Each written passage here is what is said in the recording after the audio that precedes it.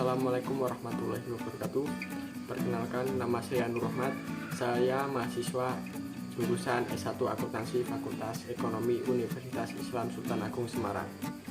Di sini saya akan menjelaskan tentang bagaimana konsep sistem informasi akuntansi dalam usaha toko peralatan olahraga, yaitu mata kuliah Sistem Informasi Akuntansi dosen pengampu Bu Sri Dewi Wahyundaru.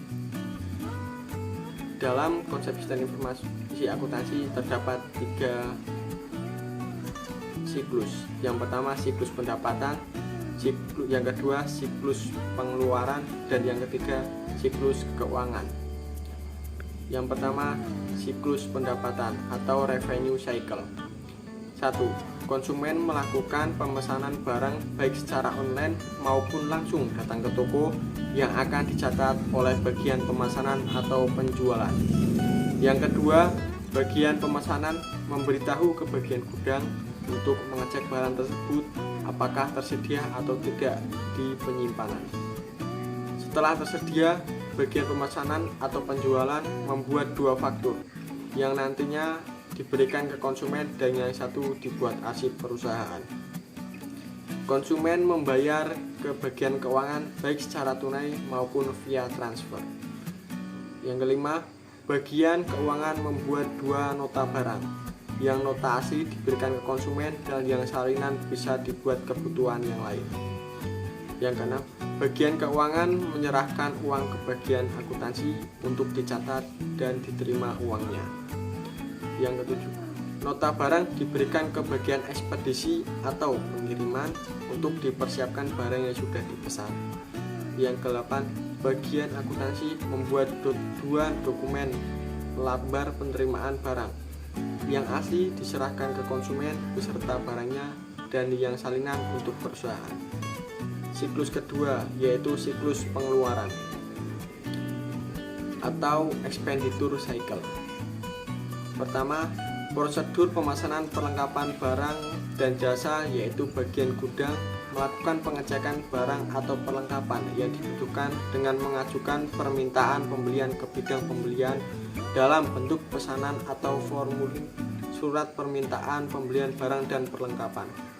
Yang kedua, prosedur pembelian pemasok dan penentuan harga. Bagian pembelian segera mengirimkan surat penawaran kepada para pemasok atau untuk mendapatkan informasi harga.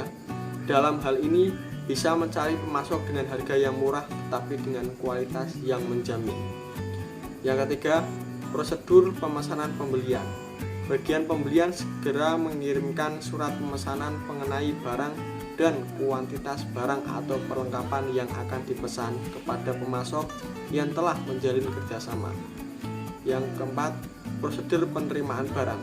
Bagian penerimaan barang lalu akan memeriksa barang terlebih dahulu apakah barang yang datang sesuai atau tidak dengan melihat sesuai nomor pembelian serta menghitung kuantitas barang yang diterima dan diperiksa untuk memastikan barang tidak rusak. Setelah itu akan melaporkan ke bagian gudang yang bertanggung jawab atas penyimpanan barang. Yang kelima, prosedur pencatatan utang atau atas tagihan pemasok. Bagian akuntansi akan memeriksa tagihan utang dari pemasok sehingga memberikan persetujuan atas tagihan tersebut untuk dibayar dengan memberikan nota pembayaran ke pemasok dan bagian keuangan, serta merekap atau mengarsipkan sumber sebagai pencatatan hutang.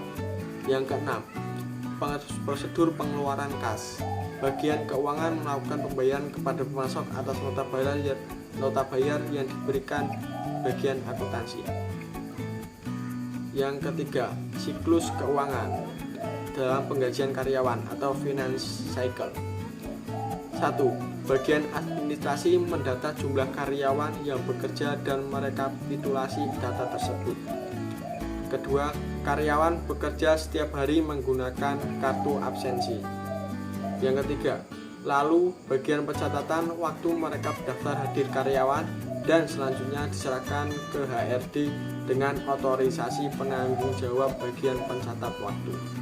Yang keempat, bagian HRD membuat rekap daftar gaji karyawan berdasarkan rekap hadir dibuat 2 lembar, yang satu untuk arsip dan yang satunya untuk bagian akuntansi.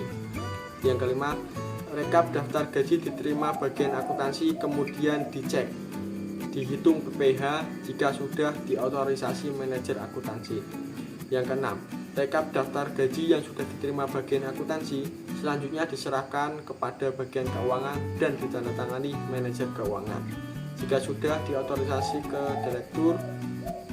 Yang selanjutnya ketujuh, bagian keuangan menyiapkan uang berdasarkan rekap data gaji yang telah ditandatangani RDGF kemudian dikirim ke via rekening bank.